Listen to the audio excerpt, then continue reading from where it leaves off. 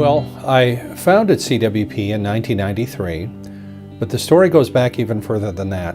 My grandfather came here as a Polish immigrant through Ellis Island.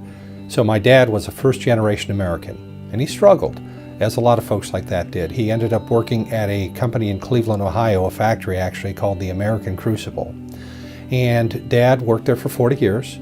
His title while he was there was pump assembler.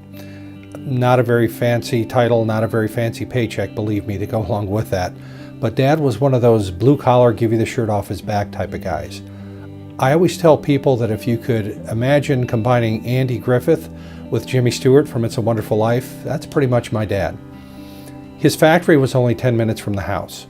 So every now and then one of us 4 kids were able to take him lunch.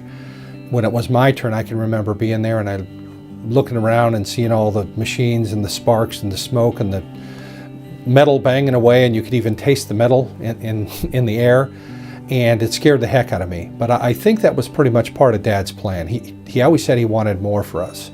From his sons, he wanted 2 things. He said, I want my sons to wear suits to work every day, and I also want them to never forget to look out for the little guy. And you just don't forget lessons like that. So years later, when I'm a hiring authority for $1 billion company here in Dayton, Ohio, where I wear a suit every day, I was covering 28 states, and that's a lot of turf for one fella to cover. So I hired recruiting firms to help me out, hired about a dozen of them actually. And I called them headhunters. I called them worse things than that actually, but that's another video.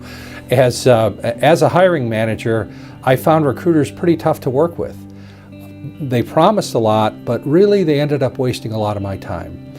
It seems like the focus was more on let's just make a buck versus let's help Ed build his business. It was pretty frustrating.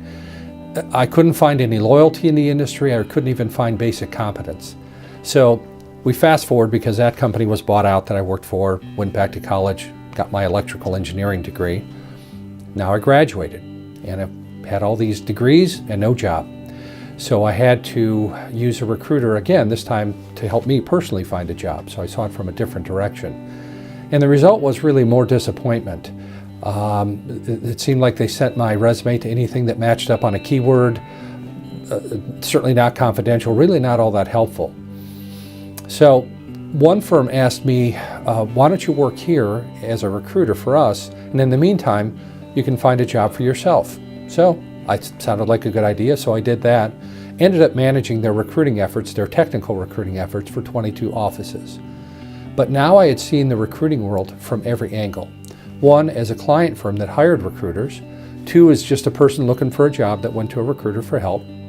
And 3, now as a recruiting manager. And it was very clear to me after seeing it from all these different directions that in the industry there was a huge disconnect. Nobody liked anybody else. They didn't trust each other. It was all based on volume instead of quality. The focus was really on collecting fees instead of let's help people fix their talent headaches. And that's when I had my aha moment. I was going to start a recruiting firm. I was going to start one based on character, not volume. One where people actually wanted to work with us time and time again. The industry needed a hero. And by hero, I just mean somebody who's vulnerable, who listens, who cares, because that's really what it takes to excel in this. You're talking to people about their lives and livelihood, to companies about their growth. It's important stuff, and you need to be invested in it. Otherwise, you're just a salesman, in my opinion. So now I had to name my new firm, and that was going to be easy. I knew I wanted to name it after my dad, the guy that taught me all about character, honesty, religion, family. But Chester's recruiting just didn't have the sound that I was looking for, that panache. So what I did is I used my dad's initials, Chester Walter Piergis, CWP. So I ended up naming the company CWP Technical Group.